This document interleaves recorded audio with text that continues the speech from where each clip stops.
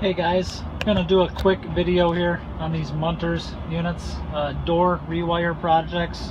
After the door rewire projects, we're getting a few service calls.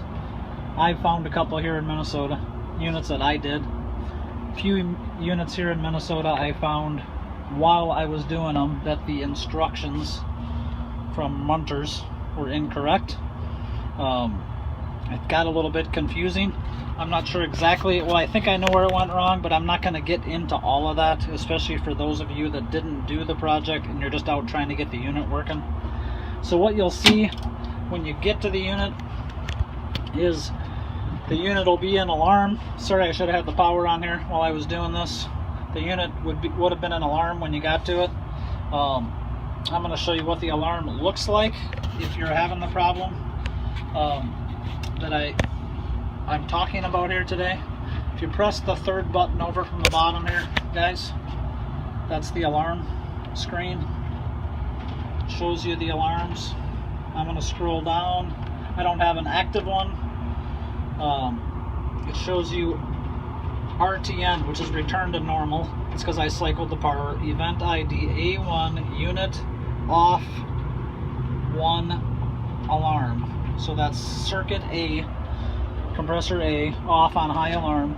You'll get here and it'll surprise you because the manual reset switch is not tripped on the unit. I'm going to shut the power off here, guys, while I'm poking around. But what happens is that these units all have pressure transducers on them. So the back view knows what the pressure is. So it knows how to cycle the freak drives to ramp them up and down. This unit has all that information. This is a secondary safety. If it doesn't catch it here, the manual reset is a little bit higher than the internal high limit in the back view for high pressure. So for those of you that don't know, the A compressor on a Munters is the reactivation circuit. In other words, it's a cooling circuit. It's got an evaporator coil, but its condenser fan is not here. It's not on the end where the big condenser coil is. That A compressor has its own condenser coil on the back side of the unit, and this freak drive runs the reactivation fan, which cools that condenser coil for that compressor only, just that compressor. It does that because it uses that heat of that compression off that compressor to reactivate the desiccant wheel. That's the react fan motor, guys, the one that sticks out the back of the unit. There's a flap up top. That's where the air comes out of the unit. That's the hot condenser air coming out of the unit. This one's got a fence around it, but you guys have seen these with the hood on the side. This is a secondary condenser coil on the back side of the unit. We draw air in through this coil. It cools that compressor, so it's the condenser. Draws it through these filters and through the desiccant wheel, so that hot air from the heat of compression, that heated air, helps to regenerate this desiccant wheel as it's rotating. That air goes back through here. This one doesn't have a door on it. That's where that blower is, that react fan motor, and it blows the hot air out the top. So what's happening on these after the rewire, if you have version 7 or a unit that was wired version 7 rewire, the circuit for that freak drive gets miswired. These two orange wires are for that frequency drive, the enable circuit. This is what it's supposed to look like after it's done. This is the freak drive here. This is the circuit. That is the control, the dry contacts of the control relay. 1CR2 is right here. Wire 26 and wire 67 right here, guys. Wire 67 runs from the freak drive right down to the relay. Well, wire 26 doesn't do that, and I think that's where the instructions kind of went astray.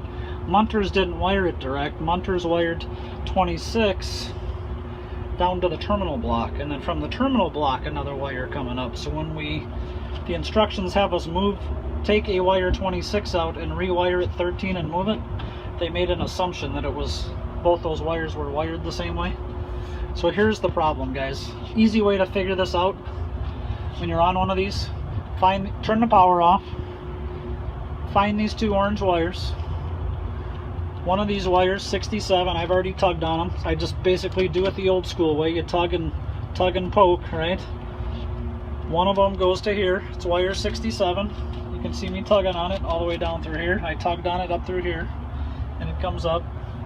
Wire 26 comes off of this relay, comes down. You guys can see me pulling on it. I don't know if you guys can see this, but I rewired it. I got it a little bit looser so I can do this quick for you. I've got it wired as 13 because that's what the instructions tell me to do. You've got to move this back to 26, like the print shows. So out of the relay, guys, let's see, get my finger in the picture here so you can see what I'm... Out of the relay to terminal 26. From 26, it's already wired to the drive. That wire is already there, but we've got to move the wire back. This wire 13, you got to relabel it to 26 and plug it back into terminal 26. Now what will happen is when the back view tells that compressor to run, it closes that auxiliary contact, this relay, and tells the freak drive that it's okay to run. But keep in mind, guys, this freak drive doesn't start spinning that react fan motor up until the head pressure on this unit, on this compressor, comes up. And this compressor's head pressure runs higher than the other three intentionally. This one runs at like 450 psi on R410A. They do that because we want heat. We're making heat with this compressor.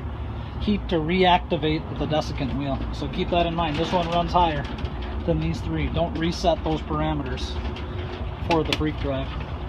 But in a nutshell, guys, that's the problem that I found, that we're finding.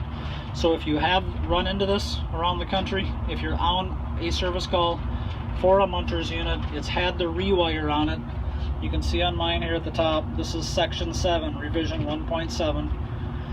If you're on a Munters and you don't know, call your lead tech, ask him if he knows if the store you're on had a rewire on it, and if it did, get him to send you the version of the prints that I'm looking at here. Your lead tech or whoever did the rewires will have that. Call me, Dave Hardy, if you need to, and I can help you.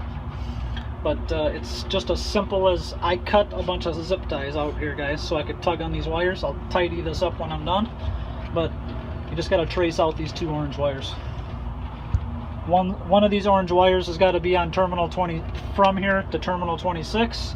One from here to terminal 67, which is on the CR relay.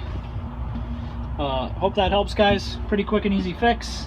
When you're done doing that, guys, for those of you that did this rewire project, you know what I'm about to do here. You have the power off. Turn the power onto the unit. After you've done this, everybody, turn the power off. Unplug this input 1 through 8 on the 8160 board, the top mounted ALC board. Turn the power on to the unit without this plug plugged in, and you need to check every pin on this plug from pin to ground for AC voltage and then DC voltage. You don't want 24 volts, 120 volts. Some of them you'll get 4 or 5 volts on, some ghost voltage.